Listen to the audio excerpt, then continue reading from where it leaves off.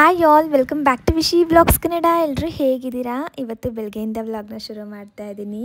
ಒಂದು 4 ದಿನದಿಂದ ಬೆಂಗಳೂರಲ್ಲಿ ವಾತಾವರಣ ಎಷ್ಟು ಸೊಗಸಾಗಿದೆ ಅಲ್ವಾ. ಬೆಳಗ್ಗೆ ಎದ್ದ ತಕ್ಷಣ ತುಂತುರು ಹನಿ ಬೀಳ್ತಿರುತ್ತೆ, ವಾತಾವರಣ ಎಲ್ಲ ಒಂಥರ ತಂಪಾಗಿದೆ.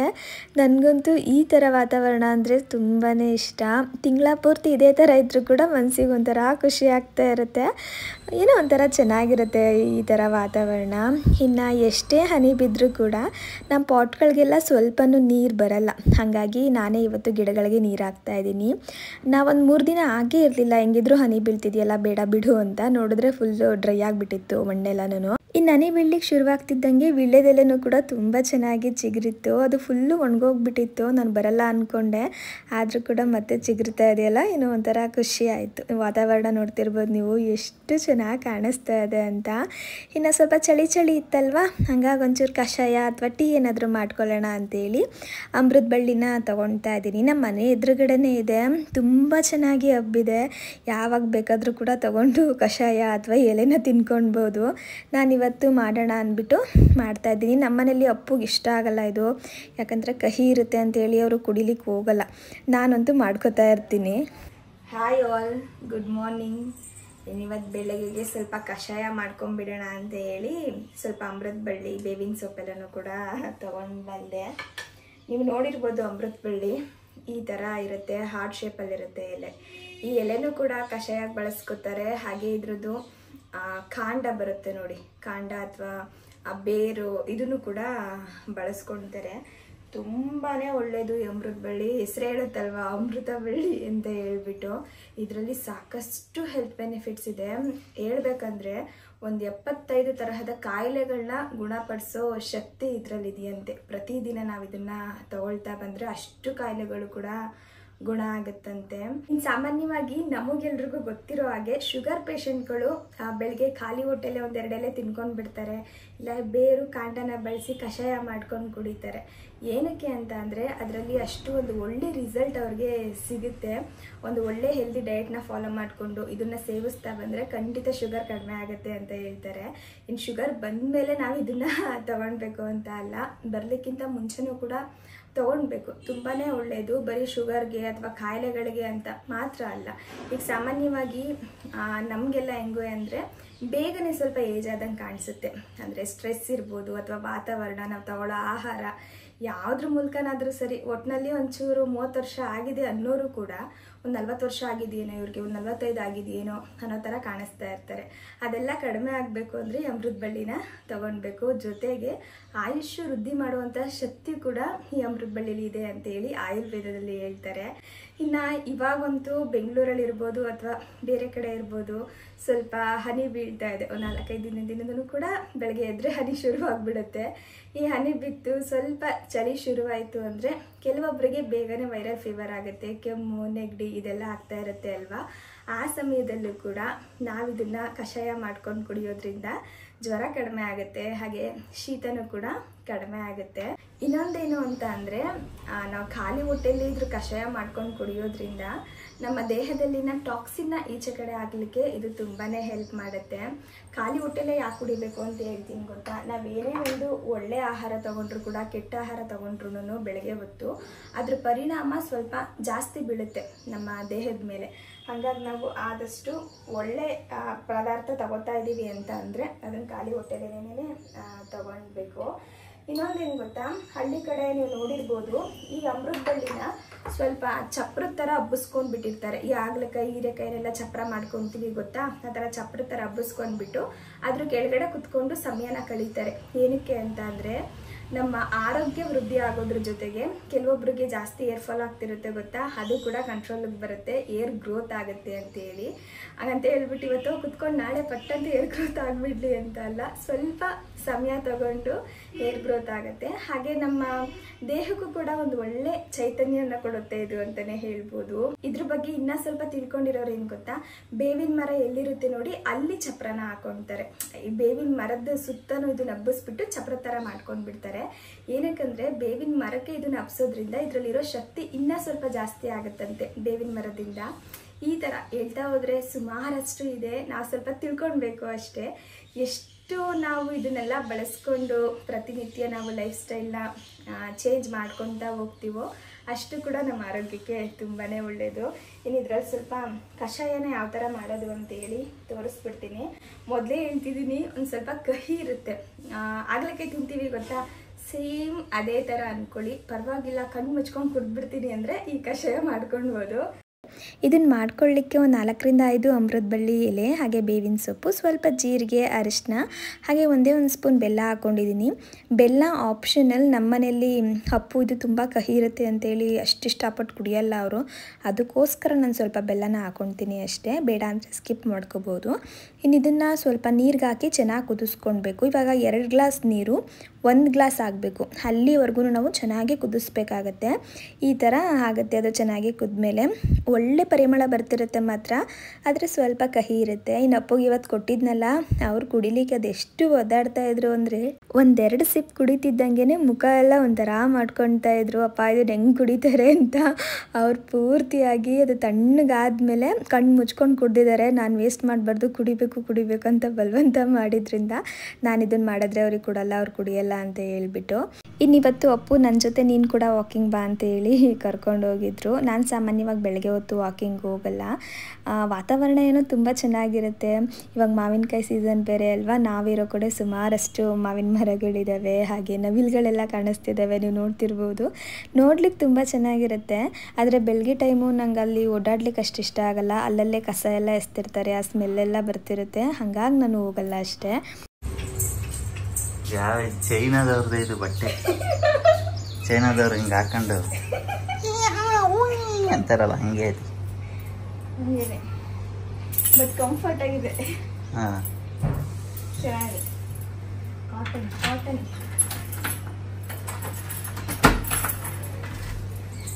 ಫುಲ್ಲು ಒಂದ್ಸಲ ರೆಕ್ಕೆ ತೋರ್ಸು. ಎಷ್ಟಾಗ್ಲ ಬರ್ತದೆ ನೋಡಿ, ಇಷ್ಟಾಗ್ಲ ಬರುತ್ತೆ.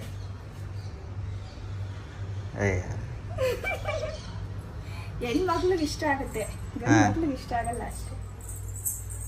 ಅಲ್ಲ, ಒಂದು ಲುಂಗಿನೇ ಕತ್ತು ಹತ್ರ ಕಟ್ ಮಾಡ್ಕೊಂಡು ಹಂಗೆ ಹಾಕಬಿಡ್ಬೋದಿತ್ತಲ್ಲ. ಇದೇ ಕಲರ್ ಯಾವುದೋ ಒಂದು ಲುಂಗಿ ತಗೊಂಡು ಆ ವಿ ಶೇಪ್ ಕಟ್ ಮಾಡ್ಕೊಂಡು ನಾನೇ ಹೊಲ್ಕೊಡ್ತಾ ಇದ್ನಲ್ಲಮ್ಮ. ಈ ಥರ ದುಡ್ಡು ಕೊಟ್ಟು ಬೇರೆ ತಗೊಂಡಿದ್ಯಾ? ಚೆನ್ನಾಗಿಲ್ವಾ ಅಪ್ಪು? ಚೆನ್ನಾಗಿದೆ ಅನ್ಸುತ್ತೆ. ಸರಿ, ಆಯಿತು. ನನಗೇನೋ ಈ ಡ್ರೆಸ್ ಒಂಥರ ಇಷ್ಟ ಆಯಿತು, ಕಂಫರ್ಟಾಗಿದೆ ಅನ್ನಿಸ್ತು. ಆದರೆ ಅಪ್ಪುಗೆ ನೋಡ್ಲಿಕ್ಕೆ ಹಂಗೆ ಕಾಣಿಸ್ತಿತ್ತಂತೆ. ಇನ್ನು ಇವತ್ತಿನ ಬೆಳಗಿನ ತಿಂಡಿಗೆ ಸ್ವಲ್ಪ ಮಸಾಲ ದೋಸೆ ಮಾಡೋಣ ಅಂತೇಳಿ ನೆನ್ನೆನೇ ರುಬ್ಬಿಟ್ಟಿದ್ದೆ. ಇವಾಗ ಸ್ವಲ್ಪ ಚಳಿ ಇರುತ್ತಲ್ವ, ಈ ಸಮಯದಲ್ಲೆಲ್ಲ ದೋಸೆ ಎಲ್ಲ ತಿನ್ಲಿಕ್ಕೆ ಒಂಥರ ಚೆನ್ನಾಗಿರುತ್ತೆ. ನಾನಿವತ್ತು ಸ್ವಲ್ಪ ದೋಸೆನೂ ಕೂಡ ಒಂದು ಹೆಲ್ದಿ ವರ್ಷನಲ್ಲಿ ಮಾಡಿದ್ದೀನಿ. ಒಂದು ಹೈ ಪ್ರೋಟೀನ್ ದೋಸೆ ಥರ ಮಾಡ್ಕೊಂಡಿರೋ ಅಂಥದ್ದು. ನೀವು ನೋಡ್ತಿರ್ಬೋದು ಹಿಟ್ಟು ಎಷ್ಟು ಚೆನ್ನಾಗಿ ಉಬ್ಬಿ ಬಂದಿದೆ ಅಂತ ಹೇಳ್ಬಿಟ್ಟು. ತುಂಬ ಅಂದರೆ ತುಂಬ ಚೆನ್ನಾಗಿ ಉಬ್ಬಿ ಬಂದಿತ್ತು. ಇನ್ನು ಇವತ್ತಿನ ತಿಂಡಿಗೆ ಸ್ವಲ್ಪ ಮಸಾಲೆ ದೋಸೆ ಮಾಡೋಣ ಅಂತೇಳಿ ಬ್ಯಾಟರ್ನ ರೆಡಿ ಮಾಡಿ ಇಟ್ಕೊಂಡಿದ್ದೀನಿ. ಮಾಮೂಲಿಯಾಗಿ ಮಸಾಲೆ ದೋಸೆ ಮಾಡಲಿಕ್ಕೆ ನಾವು ಅಕ್ಕಿ ಮತ್ತು ಉದ್ದಿನಬೇಳೆ ಮಾತ್ರ ಸೇರಿಸಿ ಮಾಡ್ತೀವಲ್ವ, ನಾನಿವತ್ತು ಆ ಥರ ಮಾಡಿಲ್ಲ. ಎಲ್ಲ ಥರ ಕಾಳುಗಳನ್ನ ಸೇರಿಸಿ ಮಾಡಿರೋ ಅಂಥದ್ದು. ಒಂದು ಒಳ್ಳೆ ಮಲ್ಟಿಗ್ರೇನ್ ದೋಸೆ ಥರ ಇರಲಿ ಅಂತ ಹೇಳ್ಬಿಟ್ಟು ಅದೇ ಹಿಟ್ಟಲ್ಲಿ ನಾವು ಮಸಾಲೆ ದೋಸೆ ಕೂಡ ಮಾಡ್ಕೊಳ್ಬೋದು. ತುಂಬ ಅಂದರೆ ತುಂಬ ರುಚಿಯಾಗಿರುತ್ತೆ.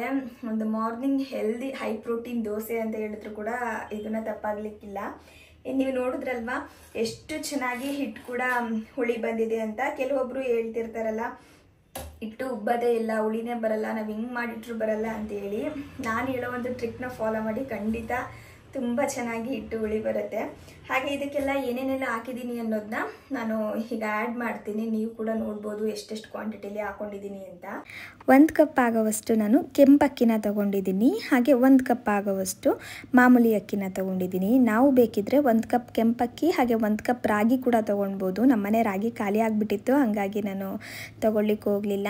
ಹಾಗೆ ಅರ್ಧ ಕಪ್ ಆಗೋವಷ್ಟು ಹೆಸ್ರು ಕಾಳನ್ನ ತೊಗೊಂಡಿದ್ದೀನಿ, ಅರ್ಧ ಕಪ್ ಆಗೋವಷ್ಟು ನವಣೆ, ಇನ್ನು ಅರ್ಧ ಕಪ್ ಆಗೋವಷ್ಟು ಕಿನೋವಾ ಬರುತ್ತೆ ಗೊತ್ತಾ, ಅದನ್ನು ಕೂಡ ಸೇರಿಸ್ಕೊಳ್ತಾ ಇದ್ದೀನಿ. ಕಿನೋವಾದಲ್ಲಿ 2 ಥರ ಇರುತ್ತೆ, ಎರಡನ್ನೂ ಕೂಡ ಬಳಸ್ಕೊಳ್ಬೋದು. ಹಾಗೆ ಅರ್ಧ ಕಪ್ ಆಗೋವಷ್ಟು ತೊಗರಿ ಬೇಳೆ ಹಾಕೊಂಡಿದ್ದೀನಿ, ಇನ್ನು ಅರ್ಧ ಕಪ್ ಆಗೋವಷ್ಟು ಕಡಲೆ ಬೇಳೆನ ಸೇರಿಸ್ಕೊಂಡಿದ್ದೀನಿ. ಕಡಲೆ ಬೇಳೆ ಬದಲು ಕಾಳು ಕೂಡ ಸೇರಿಸ್ಕೊಳ್ಬೋದು. ಇನ್ನಿವಾಗ 1 ಕಪ್ ಆಗುವಷ್ಟು ಉದ್ದಿನ ಕಾಳನ್ನ ಸೇರಿಸ್ಕೊಳ್ತಾ ಇದ್ದೀನಿ. ಇದ್ರ ಜೊತೆಗೆ 1 ಸ್ಪೂನ್ ಮೆಂತ್ಯ ಹಾಕ್ಕೊಂಡಿದ್ದೀನಿ. ಹಾಗೆ ಒಂದು 3/4 ಕಪ್ ಆಗುವಷ್ಟು ಕೆಂಪು ಅವಲಕ್ಕಿನ ಸೇರಿಸ್ಕೊಳ್ತಾ ಇದ್ದೀನಿ. ಕೆಂಪು ಅವಲಕ್ಕಿ ಬದಲು ನಾವು ಮಾಮೂಲಿ ಅವಲಕ್ಕಿ ಕೂಡ ಹಾಕ್ಕೊಳ್ಬೋದು. ಇಷ್ಟನ್ನು ಹಾಕ್ಕೊಂಡು ಒಂದು 4ರಿಂದ 5 ಸಲನಾದರೂ ಸರಿ ನಾವು ಚೆನ್ನಾಗಿ ತೊಳ್ಕೊಳ್ಬೇಕಾಗತ್ತೆ. ಯಾಕಂದರೆ ಸ್ವಲ್ಪ ನವಣೆ ಎಲ್ಲ ಹಾಕಿರೋದ್ರಿಂದ ಒಂಚೂರು ಅದು ಗಲೀಜೆಲ್ಲ ಜಾಸ್ತಿನೇ ಇರುತ್ತೆ. ಹಾಗಾಗಿ ಒಂದು ಸ್ವಲ್ಪ ಚೆನ್ನಾಗಿ ತೊಳೆದ್ಬಿಟ್ಟು ಅದಾದಮೇಲೆ ನೀರನ್ನ ಹಾಕಿ ಒಂದು 8ರಿಂದ 10 ಗಂಟೆಗಳ ಕಾಲ ನೆನೆಸಿಟ್ಕೊಳ್ಬೇಕು. ತುಂಬ ಚೆನ್ನಾಗಿ ನೆನೆದಷ್ಟು ಕೂಡ ದೋಸೆ ತುಂಬ ಚೆನ್ನಾಗಿ ಬರುತ್ತೆ. ಹಾಗಾಗಿ ನಾನು ಅಟ್ಲೀಸ್ಟ್ ಒಂದು 8 ಗಂಟೆಗಳ ಕಾಲನಾದರೂ ಸರಿ ಚೆನ್ನಾಗಿ ನೆನೆಸ್ಕೊಳ್ಬೇಕಾಗತ್ತೆ. ಈಗ ನೀವು ಕಾಳನ್ನೆಲ್ಲ ಕೈಯಲ್ಲಿ ಹಿಂಗೆ ಇಸ್ಕಿ ನೋಡಿದಾಗ ಅದು ಬೇಗನೆ ಕಟ್ಟಾಗಬೇಕು. ಅಲ್ಲಿವರೆಗೂ ಕೂಡ ನಾವು ನೆನೆಸ್ಕೊಳ್ಬೇಕಾಗತ್ತೆ. ಈಗ ನೀವು ನೋಡ್ತಿರ್ಬೋದು ನಾನು ಕಡಲೆಕಾಳು ಮತ್ತು ಹೆಸರು ಕಾಳನ್ನೆಲ್ಲನೂ ತೋರಿಸ್ತಾ ಇದ್ದೀನಿ. ಇವಾಗ ಇದರಲ್ಲಿರೋ ನೀರನ್ನೆಲ್ಲ ತೆಗೆದುಬಿಟ್ಟು ನುಣ್ಣಗೆ ಗ್ರೈಂಡ್ ಮಾಡ್ಕೊಳ್ತೀನಿ. ನಾನು ಸಾಮಾನ್ಯವಾಗಿ ಮಿಕ್ಸಿಲೇ ಗ್ರೈಂಡ್ ಮಾಡೋದು.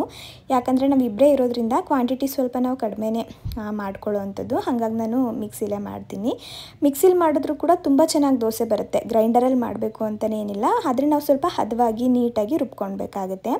ಇನ್ನಿವಾಗ ಮಿಕ್ಸಿಲಿ ರುಬ್ತಿರುವಾಗ ಸ್ವಲ್ಪ ಬಿಸಿ ಬಿಸಿ ಇರುತ್ತೆ ಅಲ್ವಾ ಹಿಟ್ಟು, ಆ ಹಿಟ್ಟನ್ನ ನೇರವಾಗಿ ಈ ಥರ ಸ್ಟೀಲ್ ಬಾಕ್ಸಲ್ಲಿ ಹಾಕೊಂಡ್ಬಿಡಬೇಕು. ಸ್ಟೀಲ್ ಬಾಕ್ಸಲ್ಲಿ ಯಾಕೆ ಹಾಕ್ತೀನಿ ಅಂದರೆ ಕ್ಯಾಪು ಸ್ವಲ್ಪ ಟೈಟಾಗಿರೋದ್ರಿಂದ ಗಾಳಿ ಆಡ್ಲಿಕ್ಕೆ ಆಗಲ್ಲ. ಆವಾಗ ನೀಟಾಗಿ ಅದು ಹುಳಿ ಬರುತ್ತೆ ಹಿಟ್ಟು. ಹಾಗಾಗಿ ನಾನು ಸ್ಟೀಲ್ ಬಾಕ್ಸ್ನ ಬಳಸೋ ಅಂಥದ್ದು. ಇನ್ನು ಹಿಟ್ಟು ಕೂಡ ನೋಡ್ತಿರ್ಬೋದು ನೀವು. ದೋಸೆಗೆ ನಾನು ಆದಷ್ಟು ನುಣ್ಣಗೆನೇ ರುಬ್ಕೊಳ್ತೀನಿ. ಇಡ್ಲಿಗಾದರೆ ಒಂಚೂರು ತರಿಯಾಗಿ ರುಬ್ಕೊಳ್ಬೇಕಾಗತ್ತೆ. ಇನ್ನು ಹಿಟ್ಟನ್ನ ನಾವು ಒಂದು 3ರಿಂದ 4 ನಿಮಿಷನಾದರೂ ಸರಿ ಸೌಟಲ್ಲಾದ್ರೂ ಸರಿ ಇಲ್ಲ ಕೈಯಲ್ಲಾದ್ರೂ ಸರಿ ಚೆನ್ನಾಗಿ ಮಿಕ್ಸ್ ಮಾಡಬೇಕು. ಮಿಕ್ಸ್ ಮಾಡಿದಷ್ಟು ಕೂಡ ಹುಳಿ ಚೆನ್ನಾಗಿ ಬರುತ್ತೆ ಅಂತ ಹೇಳ್ತಾರೆ. ಇದ್ರ ಜೊತೆಗೆ ಆ ಬಾಕ್ಸ್ ಮೇಲೆ ನಾನೊಂದು ಕಾಟನ್ ಬಟ್ಟೆನ ಇಟ್ಟು ಅದಾದಮೇಲೆ ಕ್ಯಾಪ್ನ ಈ ಥರ ಕ್ಲೋಸ್ ಮಾಡ್ತೀನಿ. ಹಿಂಗೆ ಮಾಡೋದ್ರಿಂದ ಒಂದು ಚೂರು ಕೂಡ ಗಾಳಿ ಆಡಲ್ಲ. ಇದ್ರ ಮೇಲೆ ಒಂದು ಬಟ್ಟೆನ ಹಾಕ್ಬಿಟ್ಟು ಎತ್ತಿಟ್ಬಿಟ್ರೆ ಒಂದು 8 ಗಂಟೆಗಳ ಕಾಲ ತುಂಬ ಚೆನ್ನಾಗಿ ಹಿಟ್ಟು ಹುಳಿ ಬರುತ್ತೆ. ಹಾಗೆ ಈಚೆ ಕಡೆ ಮಸಾಲೆ ದೋಸೆ ಸ್ವಲ್ಪ ಕ್ರಿಸ್ಪಿಯಾಗಿ ಸಿಗುತ್ತೆ ಗೊತ್ತಾ. ಆ ಥರ ಕ್ರಿಸ್ಪಿಯಾಗಿ ಬರಬೇಕು ಅಂದರೆ ನಾನೊಂದು 2 ಇಂಗ್ರೀಡಿಯೆಂಟ್ನ ಎಕ್ಸ್ಟ್ರಾ ಆ್ಯಡ್ ಮಾಡ್ಕೊಳ್ತೀನಿ. ಒಂದು ಬಂದು ಅಕ್ಕಿ ಹಿಟ್ಟು, ಇನ್ನೊಂದು ಬಂದು ರವೆ. ಎರಡನ್ನೂ ಕೂಡ ಸೇರಿಸೋದ್ರಿಂದ ಸ್ವಲ್ಪ ದೋಸೆ ಗರಿ ಗರಿಯಾಗಿ ತುಂಬ ಚೆನ್ನಾಗಿ ಬರುತ್ತೆ. ಸೇಮ್ ನಾವು ಈಚೆ ಕಡೆ ತಿಂತಿದ್ದೀವೇನೋ ಅನ್ನೋ ಥರನೇ ಅನಿಸುತ್ತೆ. ಮಾಮೂಲಿಯಾಗಿ ಬರೀ ನಾವು ಅಕ್ಕಿ ಮತ್ತು ಉದ್ದಿನಬೇಳೆ ಮಾತ್ರ ಹಾಕಿ ರುಬ್ಕೊಂಡು ಮಾಡ್ತೀವಲ್ಲ, ಅದಕ್ಕೂ ಆ್ಯಡ್ ಮಾಡ್ಬೋದು ಅಂದರೆ ಅದಕ್ಕೂ ಕೂಡ ಆ್ಯಡ್ ಮಾಡ್ಕೊಳ್ಬೋದು. ಅದು ಕೂಡ ಅಷ್ಟೇ ಚೆನ್ನಾಗಿ ಬರುತ್ತೆ. ಇನ್ನು ನಾನಿದನ್ನು ರೆಡಿ ಮಾಡಿ ಇಟ್ಬಿಡ್ತೀನಿ.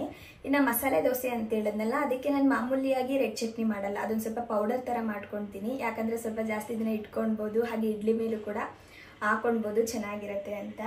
ಇವತ್ತಿನ ದೋಸೆ ಮಾತ್ರ ತುಂಬಾ ಡಿಫ್ರೆಂಟ್ ಆಗಿರುತ್ತೆ, ತುಂಬ ಟೇಸ್ಟಿಯಾಗಿರುತ್ತೆ. ಮಿಸ್ ಮಾಡದೆ ಈ ದೋಸೆ ರೆಸಿಪಿನ ಟ್ರೈ ಮಾಡಿ ನೋಡಿ. ಇನ್ನಿವಾಗ ಮಸಾಲೆ ದೋಸೆಗೆ ಕೆಂಪು ಚಟ್ನಿ ಪುಡಿನ ರೆಡಿ ಮಾಡ್ಕೊಳ್ತಾ ಇದ್ದೀನಿ. ಅಂದರೆ ಮಸಾಲೆ ದೋಸೆ ಮೇಲೆ ಉದುರಿಸ್ತಾರೆ ಹಾಗೆ ಹಚ್ತಾರೆ ಅಲ್ವಾ, ಅದು. ಒಂದು ಪ್ಯಾನ್ಗೆ ನಾನು 1 ಕಪ್ ಆಗುವಷ್ಟು ಕಡಲೆಬೀಜ, ಅರ್ಧ ಕಪ್ ಆಗುವಷ್ಟು ಕಡಲೆಬೇಳೆ, 1/4 ಕಪ್ ಆಗುವಷ್ಟು ತೊಗರಿ ಬೇಳೆನ ಹಾಕ್ಕೊಂಡು ಒಂಚೂರು ಹಂಗೆ ಲೋ ಫ್ಲೇಮಲ್ಲೇ ಹುರ್ಕೊಳ್ತಾ ಇದ್ದೀನಿ. ಒಂದು 1 ನಿಮಿಷ ಹುರ್ಕೊಳ್ಳಿ ಸಾಕಾಗುತ್ತೆ. ಅದಾದಮೇಲೆ ಒಂದು 8ರಿಂದ 10 ಬ್ಯಾಡಗಿ ಮೆಣಸಿನ್ಕಾಯಿ, ಸ್ವಲ್ಪ ಕರಿಬೇವಿನ ಸೊಪ್ಪನ್ನ ಹಾಕ್ಕೊಂಡು ಆ ಬ್ಯಾಡಗಿ ಮೆಣಸಿನ್ಕಾಯಿ ಹಾಗೆ ಕರಿಬೇವಿನ ಸೊಪ್ಪೆಲ್ಲ ಸ್ವಲ್ಪ ಬಿಸಿ ಆಗಬೇಕು. ಮೆಣಸಿನ್ಕಾಯಿ ಎಲ್ಲ ಒಂಚೂರು ಕ್ರಿಸ್ಪಿಯಾಗಿ ಆಗಬೇಕು. ಅಲ್ಲಿವರೆಗೂ ಹುರ್ಕೊಂಡು ಇದನ್ನು ಕಂಪ್ಲೀಟಾಗಿ ತಣ್ಣಗಾಗಲಿಕ್ಕೆ ಒಂದು ಪ್ಲೇಟ್ಗೆ ಹಾಕ್ಕೊಳ್ತಾ ಇದ್ದೀನಿ. ಇವಾಗ ಇದಕ್ಕೆ 1 ಸ್ಪೂನ್ ಆಗುವಷ್ಟು ಜೀರಿಗೆ, 2 ಸ್ಪೂನ್ ಆಗುವಷ್ಟು ಒಣ ಕೊಬ್ಬರಿ ತುರಿ, ಹಾಗೆ 2 ಸ್ಪೂನ್ ಆಗುವಷ್ಟು ಕಡಲೆ ಪಪ್ಪನ್ನ ಹಾಕ್ಕೊಂಡಿದ್ದೀನಿ. ಇದ್ರ ಜೊತೆಗೆ ಒಂದು 3ರಿಂದ 4 ಇಲಕ್ಲು ಬೆಳ್ಳುಳ್ಳಿ, ಹಾಗೆ ಒಂದು 1/4 ನಿಂಬೆಹಣ್ಣಿನ ಗಾತ್ರದ ಹುಣಸೆ ಹಣ್ಣು, ರುಚಿಗೆ ಎಷ್ಟು ಬೇಕೋ ಅಷ್ಟು ಉಪ್ಪು, ಹಾಗೆ ಸ್ವಲ್ಪ ಹಿಂಗೆ ಕೂಡ ಸೇರಿಸ್ಕೊಂಡಿದ್ದೀನಿ. ಇದ್ರ ಜೊತೆಗೆ ಬೆಲ್ಲ ಹಾಕ್ಕೊಳ್ಬೇಕಾಗತ್ತೆ. ಬೆಲ್ಲ ಹಾಕ್ಕೊಂಡ್ರೆ ತುಂಬಾ ರುಚಿಯಾಗಿರುತ್ತೆ ಅಂತೇಳಿ ಬೆಲ್ಲನ ಒಂದು ಅರ್ಧ ಸ್ಪೂನ್ ಸೇರಿಸ್ಕೊಂಡು ನೀಟಾಗಿ ಮಿಕ್ಸ್ ಮಾಡಿಕೊಂಡು ಒಂದು ಮಿಕ್ಸಿ ಜಾರ್ಗೆ ಹಾಕ್ಬಿಟ್ಟು ನುಣ್ಣಗೆ ಗ್ರೈಂಡ್ ಮಾಡ್ಕೊಳ್ತಾ ಇದ್ದೀನಿ. ಒಂದು ಒಳ್ಳೆ ಕಲರ್ ಬರುತ್ತೆ ಗೊತ್ತಾ. ನೀವು ಬ್ಯಾಡಗಿ ಮೆಣಸಿನ್ಕಾಯಿನ ಈ ಥರ ಹುರಿದು ಹಾಕೊಳ್ಳಲ್ಲ ಅಂದರೆ ಮಾಮೂಲಿಯಾಗಿ ಮೆಣಸಿನ್ಕಾಯಿ ಪುಡಿ ಇರುತ್ತಲ್ವ, ಅದನ್ನು ಕೂಡ ಸೇರಿಸ್ಕೊಂಡು ಮಾಡ್ಬೋದು. ನೀವು ಇವಾಗ ನೋಡ್ತಾ ಇರ್ಬೋದು ಎಷ್ಟು ಚೆನ್ನಾಗಿ ಕಲರ್ ಬಂದಿದೆ, ಹಾಗೆ ನುಣ್ಣಗೆ ಇದು ಗ್ರೈಂಡ್ ಕೂಡ ಆಗಿದೆ. ಇವಾಗ ಇದನ್ನು ಒಂದು ಪ್ಲೇಟ್ಗೆ ಹಾಕಿ ಆರ್ಲಿಕ್ಕೆ ಎತ್ತಿಟ್ಬಿಡ್ತೀನಿ. ಇದು ಕಂಪ್ಲೀಟಾಗಿ ತಣ್ಣಗಾದ್ಮೇಲೆ ಒಂದು ಬಾಕ್ಸ್ಗೆ ಹಾಕಿ ಎತ್ತಿಟ್ಕೊಂಡ್ರೆ ಆಯಿತು. ನಾವು ಅನ್ನಕ್ಕೆ, ಚಪಾತಿಗೆ, ಇಲ್ಲ ಅಂತಂದರೆ ಈ ಥರ ದೋಸೆ ಮೇಲೆ ಎಲ್ಲದಕ್ಕೂ ಕೂಡ ಬಳಸ್ಕೊ. ಇನ್ನು ಇವಾಗ ನಾವು ಮಾಮೂಲಿಯಾಗಿ ದೋಸೆ ಮಾಡ್ಕೊಳ್ತೀವಲ್ಲ, ಅದೇ ಥರ ತವ ಮೇಲೆ 1 ಸೌಟ್ ಆಗುವಷ್ಟು ಹಿಟ್ಟನ್ನ ಹಾಕಿ ಸ್ಪ್ರೆಡ್ ಮಾಡ್ಕೊಳ್ತಾ ಇದ್ದೀನಿ. ನನಗೆ ಸ್ವಲ್ಪ ದೋಸೆ ಅಗಲವಾಗಿದ್ದರೆ ತುಂಬ ಇಷ್ಟ ಆಗುತ್ತೆ, ಹಾಗಾಗಿ ಸ್ವಲ್ಪ ಅಗಲವಾಗೇ ಮಾಡ್ತಾಯಿದ್ದೀನಿ. ಇದ್ರ ಮೇಲೆ ಸ್ವಲ್ಪ ತುಪ್ಪನ ಹಾಕ್ಕೊಂಡಿದ್ದೀನಿ. ಹಾಗೆ ಒಂದು ಅರ್ಧ ಸ್ಪೂನ್ ಆಗುವಷ್ಟು ಚಟ್ನಿ ಪೌಡರ್ನ ಹಾಕ್ಬಿಟ್ಟು ಎಲ್ಲ ಕಡೆ ನೀಟಾಗಿ ಸ್ಪ್ರೆಡ್ ಮಾಡ್ಕೊಳ್ತಾ ಇದ್ದೀನಿ. ತುಪ್ಪ ಹಾಕಿರೋದ್ರಿಂದ ಅದು ನೀಟಾಗಿ ಅಂಟ್ಕೊಳುತ್ತೆ, ಉದುರೋ ಥರ ಏನೂ ಆಗಲ್ಲ. ಇದ್ರ ಮೇಲೆ ಸ್ವಲ್ಪ ನಾನು ಪನ್ನೀರನ್ನ ತುರಿದು ಸೇರಿಸ್ಕೊಳ್ತಾ ಇದ್ದೀನಿ. ಹಾಗೆ ಸ್ವಲ್ಪ ಕೊತ್ತಂಬರಿ ಸೊಪ್ಪನ್ನ ಹಾಕ್ಕೊಂಡ್ಬಿಟ್ಟು 1 ನಿಮಿಷ ನಾವು ಮೀಡಿಯಮ್ ಫ್ಲೇಮಲ್ಲಿ ಇದನ್ನು ಬೇಯಿಸ್ಕೊಂಡ್ರೆ ಈ ದೋಸೆ ರೆಡಿ ಆಗಿಬಿಡುತ್ತೆ. ತುಂಬಾ ಕ್ರಿಸ್ಪಿಯಾಗಿರುತ್ತೆ. ನಾನು ನಿಮಗಿಲ್ಲಿ ತೋರಿಸ್ತೀನಿ ನೋಡಿ ಯಾವ ಥರ ಕಲರ್ ಬಂದಿದೆ ಅಂತ. ನಾವು ಈಚೆ ಕಡೆ ತಿನ್ನಬೇಕಾದ್ರೆ ದೋಸೆ ಇದೇ ಥರ ಇರುತ್ತೆ ಅಲ್ವಾ, ಸೇಮ್ ಹಂಗೆ ಬರುತ್ತೆ. ಆದರೆ ಇದು ಹೆಲ್ದಿಯಾಗಿ ಮನೇಲೆ ಮಾಡ್ಕೊಳ್ಳೋವಂತಹ ಹೈ ಪ್ರೋಟೀನ್ ದೋಸೆ ಆಗಿರುತ್ತೆ ಅಷ್ಟೇ ಇದು. ಇನ್ನಿದ್ರ ಜೊತೆಗೆ ನಾನು ಉತ್ತಪ್ಪಂ ಕೂಡ ಮಾಡೋಣ ಅಂತ ಹೇಳ್ಬಿಟ್ಟು ಈರುಳ್ಳಿ ಹಾಗೆ ಟೊಮೊಟೊನ ಸ್ವಲ್ಪ ನುಣ್ಣಗೆ ಚಾಪ್ ಮಾಡ್ಕೊಳ್ತಾ ಇದ್ದೀನಿ. ಚೆನ್ನಾಗಿ ಚಾಪ್ ಮಾಡಿಕೊಂಡು ಸ್ವಲ್ಪ ಕ್ಯಾರೆಟ್ನು ಕೂಡ ತುರಿದಿಟ್ಕೊಂಡಿದ್ದೀನಿ. ಇನ್ನು ಚಿಕ್ಕದಾಗಿ ದೋಸೆ ಹಾಕ್ಕೊಂಡ್ಬಿಟ್ಟು ಅದ್ರ ಮೇಲೆ ಸ್ವಲ್ಪ ತುಪ್ಪ ಹಾಗೆ ರೆಡಿ ಮಾಡಿಟ್ಕೊಂಡಿರೋ ಚಟ್ನಿ ಪುಡಿ, ಈರುಳ್ಳಿ ಮತ್ತು ಟೊಮೊಟೊನ ನಾವು ಕಟ್ ಮಾಡಿಟ್ಕೊಂಡಿದ್ವಲ್ಲ ಅದನ್ನು ಸೇರಿಸ್ಕೊಂಡ್ಬಿಟ್ಟು ಅದ್ರ ಮೇಲೆ ಸ್ವಲ್ಪ ನಾನು ಕ್ಯಾರೆಟ್ ತುರಿನ ಹಾಕ್ಕೊಂಡು ಇದ್ರ ಜೊತೆಗೆ ಪನ್ನೀರ್ನು ಕೂಡ ತುರಿದು ಸೇರಿಸ್ಕೊಳ್ತಾ ಇದ್ದೀನಿ. ಕೊನೆಯಲ್ಲಿ ಒಂಚೂರು ಮಾಮೂಲಿಯ ಕೊತ್ತಂಬರಿ ಸೊಪ್ಪು ಇಷ್ಟನ್ನು ಹಾಕ್ಕೊಂಡ್ಬಿಟ್ಟು ಒಂದು ಕಡೆ ಅಷ್ಟೇ ಬೇಯಿಸ್ಕೊಳ್ಬೇಕಾಗತ್ತೆ. ಇದನ್ನು ಅಷ್ಟೇ ಲಿಡ್ನ ಕ್ಲೋಸ್ ಮಾಡಿ 1 ನಿಮಿಷ ಇಲ್ಲ 1.5 ನಿಮಿಷ ಬೇಯಿಸ್ಕೊಂಡ್ಬಿಟ್ರೆ ಇದು ರೆಡಿ ಆಗುತ್ತೆ. ಇದನ್ನು ತುಂಬ ಚೆನ್ನಾಗಿರುತ್ತೆ. ಈ ಥರ ಎಲ್ಲ ಮಾಡಿಕೊಂಡ್ರೆ ನಮಗೆ ಪಲ್ಯ ಗಿಲ್ಯ ಏನು ಬೇಡ, ಈ ದೋಸೆ ಜೊತೆಗೆ ಸ್ವಲ್ಪ ಚಟ್ನಿ ಇದ್ಬಿಟ್ರೆ ವಾವ್ ಅನ್ನೋ ಥರ ಅಂದ್ಕೊಂಡು ನಾವು ತಿನ್ಬೋದು. ಇನ್ನಿಲ್ಲಿ ನೋಡ್ಬೋದು ಇದು ಕೂಡ ಎಷ್ಟು ಕಲರ್ಫುಲ್ಲಾಗಿ ಬಂದಿದೆ ಅಂತ. ಯಮ್ಮಿ ಆ್ಯಂಡ್ ಟೇಸ್ಟಿಯಾಗಿರೋ ದೋಸೆ ರೆಡಿ ಆಯಿತು ನೋಡಿ. ತುಂಬ ಅಂದರೆ ತುಂಬ ಟೇಸ್ಟಿಯಾಗಿ ಬರುತ್ತೆ. ನೀವು ಕಲರ್ ಕೂಡ ನೋಡಿದ್ರಿ ಅಲ್ವಾ ಎಷ್ಟು ಚೆನ್ನಾಗಿ ಬಂದಿದೆ ಅಂತ ಹೇಳ್ಬಿಟ್ಟು. ಹಾಗೆ ತುಂಬಾ ಕ್ರಿಸ್ಪಿ ಆಗಿರುತ್ತೆ. ಇದನ್ನು ತೋರಿಸ್ತೀನಿ, ಮಸಾಲೆ ದೋಸೆ ಟ್ರೈ ಮಾಡೋದ್ನೆಲ್ಲ ನೋಡಿ. ನಿಮಗೆ ಸೌಂಡ್ ಕೇಳಿಸ್ತಿದೆಯೇನೋ ಗೊತ್ತಿಲ್ಲ, ತುಂಬಾ ಕ್ರಿಸ್ಪಿಯಾಗಿದೆ. ನಾವು ಪನ್ನೀರ್ನ ತುರಿದು ಹಾಕ್ಕೊಂಡಿದ್ದೀವಲ್ವಾ, ಇದ್ರ ಬದಲು ಬೇಕಂದರೆ ಆಲೂಗಡ್ಡೆ ಪಲ್ಯ ಮಾಡ್ಕೊಡ್ತೀವಿ ನೋಡಿ, ಅದೂ ಕೂಡ ಇದ್ರ ಮೇಲೆ ಹಾಕ್ಕೊಳ್ಬೋದು. ಆಲೂಗಡ್ಡೆ ಬೇಡ ನಾವು ತಿನ್ನಲ್ಲ ಅಂದರೆ ಮರಗೆಣಸು ಬರುತ್ತೆ ಗೊತ್ತಾ, ಸೇಮ್ ಮರಗೆಣಸನ್ನು ಕೂಡ ಆಲೂಗಡ್ಡೆ ಪಲ್ಯ ಥರ ಮಾಡಿಕೊಂಡು ಕೂಡ ತಿನ್ಬೋದು. ಅದು ತುಂಬಾ ಒಳ್ಳೆಯದು. ಟ್ರೈ ಮಾಡಿ. ನಾನು ಆ ರೆಸಿಪಿನೇ ಈಗಾಗಲೇ ಅಪ್ಲೋಡ್ ಮಾಡಿದ್ದೀನಿ, ಹಾಗಾಗಿ ಶೇರ್ ಮಾಡ್ತಿಲ್ಲ.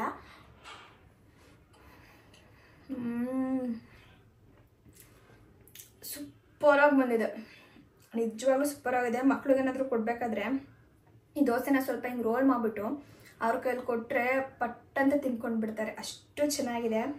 ನಾನು ತಿಂಡಿ ಮುಗಿಸ್ಕೊಂಡು ಬಿಡ್ತೀನಿ. ಇನ್ನು ಅಪ್ಪು ಬಂದಿಲ್ಲ, ಅವ್ರು ಬಂದಮೇಲೆ ಬಿಸಿ ಬಿಸಿಯಾಗಿ ಹಾಕ್ಕೊಡ್ತೀನಿ. ಫಸ್ಟು ನಾನು ತಿಂಡಿ ತಿನ್ಕೊಂಡು ಬಿಡ್ತೀನಿ. ಇನ್ನು ನಾನು ಕೂಡ ಬ್ರೇಕ್ಫಾಸ್ಟ್ನ ಮುಗಿಸ್ಕೊಳ್ತಾ ಇದ್ದೀನಿ. ನನಗೆ 2 ದೋಸೆನೂ ಕೂಡ ತುಂಬ ಅಂದರೆ ತುಂಬ ಇಷ್ಟ ಆಯಿತು. ನೀವು ಒಂದ್ಸಲ ಟ್ರೈ ಮಾಡಿ, ಮಿಸ್ ಮಾಡಿಬಿಡಿ ಆಯಿತಾ.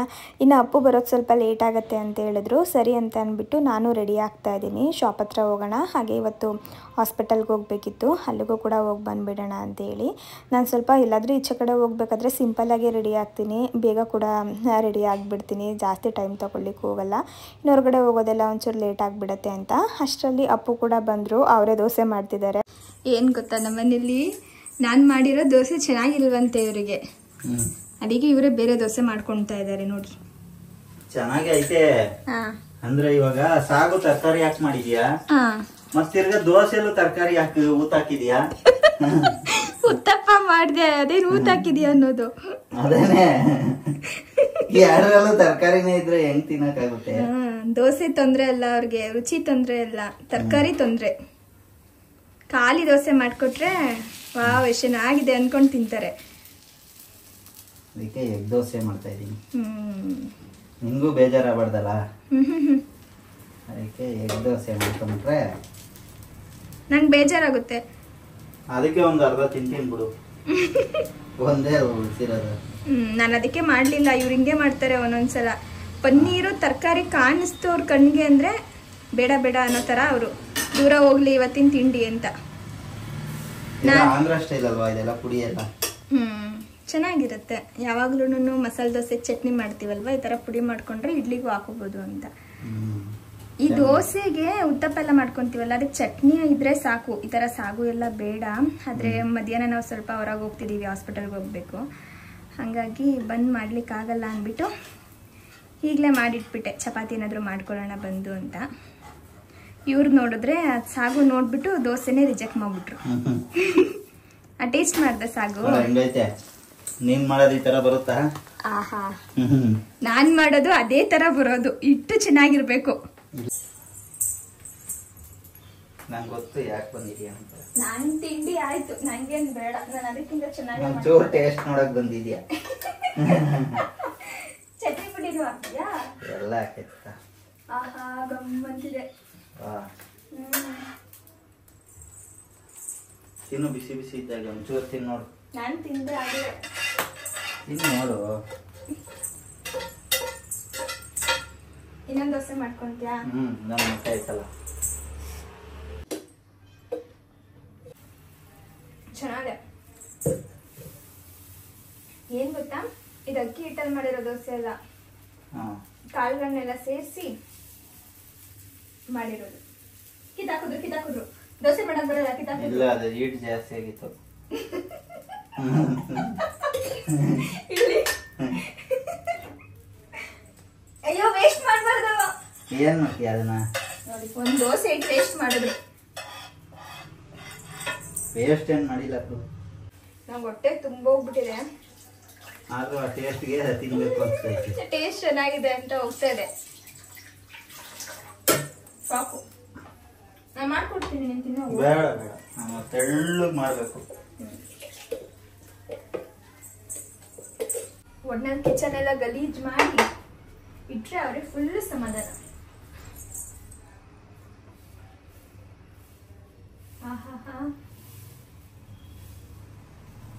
ಹಿಟ್ಟು ಚೆನ್ನಾಗಿದೆ, ಅದಕ್ಕೆ ದೋಸೆ ಚೆನ್ನಾಗಿ ಬರ್ತದೆ. ತಲೆ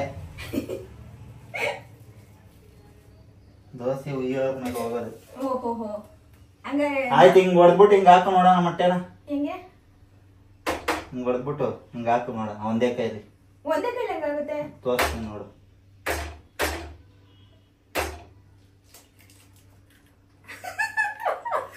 ಆಯ್ತದ ನೀ ಒಂದೇ ಕೈಲಿ ಮೊಟ್ಟೆ ಹೊಡೆದಾಕ್ಬಿಟ್ರು. ಅದೇ ನಿಮಗ್ ಗೊತ್ತಿಲ್ಲದೆ ಇರೋ ನಮ್ಗೆ ಎಕ್ಸ್ಟ್ರಾಡಿನರಿ ಗೊತ್ತು, ಆದ್ರೆ ನಾವು ಮಾಡಲ್ಲ. ಡೈಲಿ ಮಾಡ್ಕೊಟ್ರೆ ಎಷ್ಟು ಖುಷಿ ಆಗುತ್ತೆ. ಅಡಿಗೆ ಮಾಡೋ ಕೆಲ್ಸನೇ ತಪ್ಪಲ್ಲ ಅಂತ. ಅದೇ ಪ್ರಾಬ್ಲಮ್ ಅಂತ ನಾವು ಮಾಡಲ್ಲ. ನೀನ್ ಡೈಲಿ ಮಾಡ್ಬೇಕು ಅಂತನಾ? ಅಯ್ಯೋ, ಆ ಮೊಟ್ಟೆ ಒದ್ದಾಡ್ತಾ ಇದೆ. ಅದು ಖಾಲಿ ಇರೋ ಜಾಗಕ್ಕೆ ಹೋಗಿ ಸೇರ್ಕೊಂಡ್ಲಿ ಅಂತ ಹಂಗಾಡಿಸ್ತಾ ಇದೀನಿ. ಈ ತರ ನಾವೇನಾದ್ರೂ ಡೈಲಿ ದೋಸೆ ಮಾಡ್ಕೊಂಡ್ ಕುತ್ಕೊಂಡ್ಬಿಟ್ರೆ ಕೆಲ್ಸಕ್ಕೆ ಹೋಗಂಗಿಲ್ಲ, ಸ್ಕೂಲ್ಗೆ ಹೋಗೋ ಮಕ್ಳು ಸ್ಕೂಲ್ಗೆ ಹೋಗಂಗಿಲ್ಲ. ತಿನ್ನ ಟೈಮ್ ಕೊಡ್ಬೇಕು. ಇನ್ನೇನಕ್ಕೆ ದುಡಿಬೇಕು ಜೀವನದಲ್ಲಿ?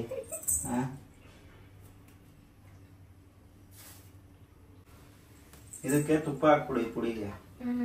ಚಪಾತಿ ಮಾಡ್ಕೊಂತೀನಿ.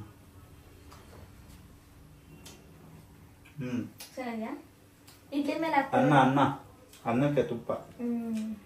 ಇಡ್ಲಿ ಮೇಲೆ ಹಾಕ್ತಾರಲ್ಲ, ಇಡ್ಲಿ ಮೇಲೆ ಹಾಕೊಡ್ತಾರಲ್ಲ, ಅದಂತೂ ಸಖತ್ ಟೇಸ್ಟಿ ಆಗಿರುತ್ತೆ. ಆದ್ರೆ ಈಚೆ ಕಡೆ ಎಷ್ಟು ತುಪ್ಪ ಹಾಕ್ಬಿಡ್ತಾರೆ. ನಾವಾದ್ರೆ ಸ್ವಲ್ಪ ಕಡಿಮೆ ತುಪ್ಪ ಹಾಕೊಂಡು ಹಿಂಗ್ ಮಾಡ್ಕೊಂಡು ತಿನ್ಕೊಳ್ಬೋದು. ನಮ್ಮ ಮನೇಲಿ ಯಾವಾಗಲೂ ಅಷ್ಟೇ ಮಾಮೂಲಿಯಾಗಿ ನಾನೇನಾದ್ರೂ ದೋಸೆ, ತರಕಾರಿ ಪಲ್ಯ ಇಲ್ಲಾಂದರೆ ಪುಲಾವ್ ಈ ಥರ ಎಲ್ಲ ಮಾಡಿದ್ರೆ ಅವ್ರು ಯಾವಾಗಲೂ ನಾನು ಹಿಂಗೆ ರೇಗಿಸ್ತಾರೆ. ಬರೀ ತರಕಾರಿನೇ ಇರುತ್ತೆ ನೀನು ಮಾಡೋ ಅಡುಗೆಲಿ ಅಂತ ಹೇಳ್ಬಿಟ್ಟು. ಅದು ನಂಗೆ ರೂಢಿ ಆಗೋಗ್ಬಿಟ್ಟಿದೆ. ಏನಾದರೂ ರೇಗಿಸ್ಕೊಳ್ಳಿ, ಒಟ್ನಲ್ಲಿ ತಿನ್ಕೊಳ್ಳಿ ಅಂತೇಳಿ ಸುಮ್ಮನೆ ಇರ್ತೀನಿ. ಇನ್ನು ತಿಂಡಿ ಮುಗಿಸ್ಕೊಂಡು ಶಾಪ್ ಹತ್ರ ಕೂಡ ಬಂದಿದ್ದೆ. ನನಗೆ ಶಾಪಿಗೆ ಬಂದಮೇಲೆ ಸ್ವಲ್ಪ ಕ್ಲೀನಾಗಿ ಎಲ್ಲನೂ ಕೂಡ ಕ್ಲೀನ್ ಮಾಡ್ಕೊಂಡು ಬಿಡಬೇಕು. ಅಪ್ಪು ಎಲ್ಲ ಡಸ್ಟಿಂಗ್ ಎಲ್ಲ ಮಾಡಿರ್ತಾರೆ, ಆದರೂ ಕೂಡ ನನಗೇನೋ ಸಮಾಧಾನ ಆಗಲ್ಲ. ನಾನು ಹೋದಾಗ ಒಂದ್ಸಲ ಕ್ಲೀನ್ ಮಾಡಿದ್ರೇ ನಂಗೆ ಸಮಾಧಾನ ಆಗೋದು. ಎಲ್ಲಾದರೂ ಒಂಚೂರು ನನಗೆ ಧೂಳು ಕಾಣಿಸಿದ್ರು ಕೂಡ ನಂಗೆ ಒಂಥರ ಇಷ್ಟ ಆಗಲ್ಲ. ಹಂಗಾಗಿ ಕ್ಲೀನ್ ಮಾಡಿಬಿಟ್ಟೆ ನಾನು ಕೆಲಸ ಶುರು ಮಾಡ್ಕೊಳ್ಳೋದು. ಒಟ್ನಲ್ಲಿ ನನಗೆ ನೀಟಾಗಿ ಕ್ಲೀನಾಗಿದ್ದರೆ ಸ್ವಲ್ಪ ನೆಮ್ಮದಿಯಾಗಿ ಆರಾಮಾಗಿ ಎಲ್ಲ ಕೆಲಸನೂ ಮಾಡ್ಕೊಂಡು ಹೋಗ್ತಿರ್ತೀನಿ. ನೋಡಿ ಚಪ್ಪಲಿ ಹಾಕೊಂಡು ಒಳಗೆ ಬಂದ್ಬಿಟ್ಟವನು. ಹುಡುಗ ಅವನು ಯಾಕೆ ಎದ್ರಕಂತ? ಏನಾಗಲ್ಲ ಬಿಡೋಣ, ನಂಗೆ ಗೊತ್ತಾಗ್ಲಿಲ್ಲ ಅಂತ ಹೇಳು ಅಷ್ಟೇ.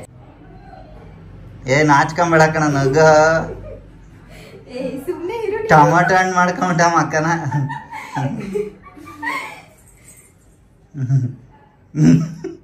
ಅಪ್ಪು ಆಯ್ತು, ನಿಂತ್ಕೊಳಪ್ಪ, ಸರಿ ನಿಂತ್ಕೊಳಪ್ಪ ಆಯ್ತಾ? ಜಾಸ್ತಿ ಸ್ಮೆಲ್ ಬೇಡ. ಮುಂದೆ ಬಾ, ಇನ್ನೊಂದು ಸ್ವಲ್ಪ ಒಂಚೂರು ಮುಂದೆ ಬಾ. ಸಾಕು, ಹಂಗೆ ಇರು.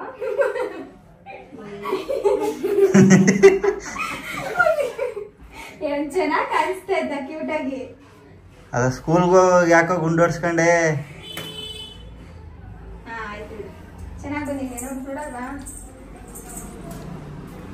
ಐಶ್ವರ್ಯ ರಾಯ್ ತಂಗಿನೇ ಬಿಡ ಅಲ್ಲ ತಮ್ಮ. ನೀನು ಅಯ್ಯೋ ಅಣ್ಣ ಐಶ್ವರ್ಯ ರಾಯ್ ತಮ್ಮ ಅಂತೂ ಅಂತಿದ್ದಾನೆ ಹೋಗಿ.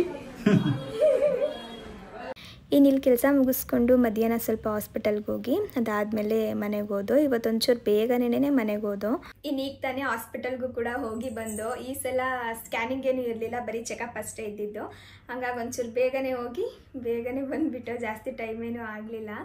ಏನು ಗೊತ್ತಾ, ನಾನು ಕನ್ಸೀವ್ ಆಗುವಾಗಿದ್ದಿದ್ದು ವೇಟ್ಗೂ ಇವಾಗಿರೋ ವೇಟ್ಗೂ ತುಂಬ ಅಂದರೆ ತುಂಬ ವ್ಯತ್ಯಾಸ ಇದೆ.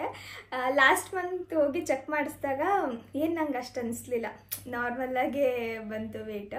ಬಟ್ ಈ ತಿಂಗಳು ಎಷ್ಟು ಕೆಜಿ ದಪ್ಪ ಆಗಿದ್ದೀನಿ ಅಪ್ಪು? 2.5 kg. ಅಂದ್ರೆ ಗೊತ್ತಾಗಲ್ಲ, ನಾವು ಜೊತೆಲೇ ಇರ್ತೀವಲ್ಲ, ತೂಕ ಜಾಸ್ತಿ ಆಗಿದೆ ಅನ್ಸೋದೇ ಇಲ್ಲ. ಅಲ್ಲಿ ಹೋಗಿ ಚೆಕ್ ಮಾಡಿದಾಗೆ ಗೊತ್ತಾಗಿಲ್ಲ ನಮ್ಗೂ. ಅದಲ್ಲದೆ ನಾನು ಮನೇಲಿ ವೇಯಿಂಗ್ ಮಿಷಿನ್ ಇದ್ರೂ ಕೂಡ ನೋಡೇ ಇಲ್ಲ ಇಷ್ಟು ದಿನ, ಸುಮ್ಮನಾಗ್ಬಿಡ್ತಿದ್ದೆ. ಅಲ್ಲೋಗಿ ಚೆಕ್ ಮಾಡಿಸ್ದಾಗಲೇ ಇದು ಹೆಂಗಿದು 2.5 kg ದಪ್ಪ ಆಗ್ಬಿಟ್ಟಿದ್ದೀನಲ್ಲ ಅಂತ ಅನ್ನಿಸ್ತು. ಅಂದರೆ ಅದು ನಾರ್ಮಲ್ ವೇಟ್ಗೇನಾಗೋದು, ಅದರಿಂದ ಏನೂ ಪ್ರಾಬ್ಲಮ್ ಇಲ್ಲ. ಏನಂದರೆ ಈ ಕೆಲವೊಬ್ಬರು ಕನ್ಸೀವ್ ಆಗುವಾಗ ಕರೆಕ್ಟಾಗಿರೋ ವೇಟಲ್ಲಿ ಇರ್ತಾರೆ. ಅಂದರೆ ಅವ್ರ ಹೈಟ್ಗೆ ಎಷ್ಟು ಬೇಕೋ ಅಷ್ಟೇ ವೇಟಲ್ಲಿ ಇರ್ತಾರೆ. ಅವರು ಡೆಲಿವರಿ ಆಗೋವರೆಗೂ ಒಂದು 13 ರಿಂದ 14 kg ದಪ್ಪ ಆದರೂ ಕೂಡ ಏನೂ ತೊಂದರೆ ಇಲ್ವಂತೆ. ಅದು ನ್ಯಾಚುರಲ್ ಆಗಿ ಗೇನು ಆಗೋವಂಥ ವೇಟ್ ಅಂತ ಹೇಳ್ತಾರೆ ಡಾಕ್ಟರ್ಸು. ನಾವೇನಾದರೂ ಕನ್ಸೀವ್ ಆಗೋ ಸಮಯದಲ್ಲೇ ಸ್ವಲ್ಪ ನಮ್ಮ ವೇಟ್ ಜಾಸ್ತಿ ಇದ್ದು, ಅಂದರೆ ನಮ್ಮ ಹೈಟ್ಗಿಂತ ಸ್ವಲ್ಪ ವೇಟ್ ಜಾಸ್ತಿ ಇದ್ದರೆ ಅವ್ರಿಗೆ ಹೇಳ್ತಾರೆ ನೀವು ಇಷ್ಟೇ ಗೇನ್ ಆಗಬೇಕು, ಸ್ವಲ್ಪ ಡಯಟ್ ಮೇಂಟೈನ್ ಮಾಡಬೇಕು ಅಂತ ಎಲ್ಲ ಹೇಳಿ. ಯಾಕಂದರೆ ನಾವು ಜಾಸ್ತಿ ದಪ್ಪ ಆಗ್ತಾ ಹೋದರೆ ಕೆಲವೊಮ್ಮೆ ಶುಗರು ಮತ್ತು BP ಜಾಸ್ತಿ ಆಗೋದು, ಇದೆಲ್ಲ ಪ್ರಾಬ್ಲಮ್ಗಳು ಶುರುವಾಗ್ಬಿಡುತ್ತೆ. ಡೆಲಿವರಿ ಟೈಮಲ್ಲೂ ಸ್ವಲ್ಪ ಕಷ್ಟ ಆಗುತ್ತೆ ಅಂತ ಹೇಳ್ಬಿಟ್ಟು ಒಂಚೂರು ಬ್ಯಾಲೆನ್ಸ್ ಮಾಡಿ, ಜಂಕ್ ಫುಡ್ಡೆಲ್ಲ ಅವಾಯ್ಡ್ ಮಾಡಿ, ಕ್ರೇವಿಂಗ್ ಆಗ್ತಾ ಇದೆ ಅಂತ ಅದು ಇದು ತಿನ್ನಬೇಡಿ, ಸ್ವಲ್ಪ ಹೆಲ್ದಿ ಫುಡ್ ತೊಗೊಳ್ಳಿ ಅಂತ ಎಲ್ಲ ಹೇಳ್ತಾರೆ. ಬಟ್ ನಂದು ಏನಿಲ್ಲ, ನನ್ನ ಹೈಟ್ಗೆ ಕರೆಕ್ಟಾಗೇ ಇತ್ತು ಆವಾಗ. ಬಟ್ 1 ಮಂತಲ್ಲಿ 2.5 kg ದಪ್ಪ ಆದ್ಮೇಲೆ ನನಗೆ ಏನೋ ಒಂಥರ ಶಾಕ್ ಆಗ್ತಾಯಿದೆ ಈ ಸಲ. ಬಟ್ ಇವಾಗ ಓಕೆ, ನನ್ನ ಈಗ 5 ಮಂತ್ಸ್ಗೆ ಎಷ್ಟು ಬೇಬಿ ಡೆವಲಪ್ ಆಗಬೇಕು ಅಷ್ಟು ಡೆವಲಪ್ ಆಗಿದೆ. ಇನ್ನು ನಾನು ಕೂಡ ಸರಿಯಾದ ವೇಟಲ್ಲೇ ಇದ್ದೀನಂತೆ. ತೋರಿಸ್ತೀನಿ ರೀ ನಾನು ಎಷ್ಟು kg ಜಾಸ್ತಿ ಆಗಿದ್ದೀನಿ ಅಂತ. ಎಷ್ಟಿದ್ದೀನಿ? 60 kg 900 ಗ್ರಾಮ್ ಇದೆಯಾ? ಅಂದರೆ 61 kg ಇದ್ದೀನಿ. ಮಗು ಹೆಸರು ಹೇಳ್ಕೊಂಡು ತಿಂದು ದಪ್ಪ ಆಯ್ತಾ ಇದೆಯಾ? 61 kg. ಅವಾಗ ಎಷ್ಟಿದೆ ಗೊತ್ತಾ? 50 ಇಲ್ಲ 51 ಈ ಮಧ್ಯದಲ್ಲೇ ಇರ್ತಿದ್ದೆ. ಅದಕ್ಕಿಂತ ಜಾಸ್ತಿನೂ ಹೋಗ್ತಿರ್ಲಿಲ್ಲ, ಕಡಿಮೆಗೂ ಹೋಗ್ತಿರ್ಲಿಲ್ಲ. ಇಷ್ಟು ದಪ್ಪ ಆಗಿದ್ದೀನಿ ನನಗೆ. ನಾನು 3 kg ದಪ್ಪ ಆಗಿದ್ದೀನಿ. ನಾನು 71 ಇದ್ದೆ, ಈಗ 74 3 kg ಜಾಸ್ತಿ ಆಗ್ಬಿಟ್ಟಿದ್ದೀನಿ. ನನ್ನ ಜೊತೆ ಇವರು ಚೆನ್ನಾಗಿ ತಿಂತಿದ್ದಾರೆ ಹಂಗಾದ್ರೆ. ಏನ ಕೆಲವೊಬ್ರು ಕಮೆಂಟಲ್ಲಿ ಕೇಳ್ತಾ ಇದ್ರಿ ಇವಾಗ ಎಷ್ಟು ವೇಟ್ ಇದ್ದೀರಾ ಅಂತ ಹೇಳ್ಬಿಟ್ಟು. ಇಷ್ಟಿದ್ದೀನಿ, 60 ರಿಂದ 61 ಮಧ್ಯದಲ್ಲಿದ್ದೀನಿ. ನನಗೆ ಅದೇ ಭಯ ಆಗ್ಬಿಟ್ಟಿತ್ತು, ಏನು ಇಷ್ಟು ಏನಾಗ್ಬಿಟ್ಟಿದ್ದೀನಲ್ಲ ಅಂತ ಹೇಳಿ. ಕೇಳಿದಾಗ ಡಾಕ್ಟರ್ ನಾರ್ಮಲ್, ಅದು ಏನು ತಲೆ ಕೆಡಿಸ್ಕೊಂಡ್ಬೇಡಿ ಅಂತ ಅಂದರು. ಆವಾಗ ಸ್ವಲ್ಪ ಸಮಾಧಾನ ಆಗಿದ್ದು. ಅಂದರೆ 4 ಮಂತ್ಸ್ ಆದಮೇಲೆ ಸ್ವಲ್ಪ ಗೇನ್ ಆಗ್ತಾರಂತೆ, ಅದು ಏನು ಮಾಡಲಿಕ್ಕಾಗಲ್ಲ, ಹಾಗೆ ಆಗ್ತಾರೆ. 9 ಮಂತ್ಸ್ ಆಗಿ ನೀವು ಡೆಲಿವರಿ ಎಲ್ಲ ಆದಮೇಲೆ ಆಟೋಮೆಟಿಕ್ಕಾಗಿ ಕಡಿಮೆ ಆಗ್ತೀರಾ. ಆವಾಗ ಸ್ವಲ್ಪ ಡಯಟ್ ಎಲ್ಲ ಮಾಡಿದ್ರೆ ಕಮ್ಮಿ ಆಗ್ತೀರಾ. ಇನ್ನು ಅಷ್ಟೊಂದು ತಲೆ ಕೆಡಿಸ್ಕೊಂಡ್ಬಿಡಿ ಅಂದಿದ್ದಾರೆ. ಇನ್ನು ನನಗೆ ಶುಗರು BP ಅದೆಲ್ಲ ಏನೂ ಇಲ್ಲ, ನಾರ್ಮಲಾಗಿದ್ದೀನಿ.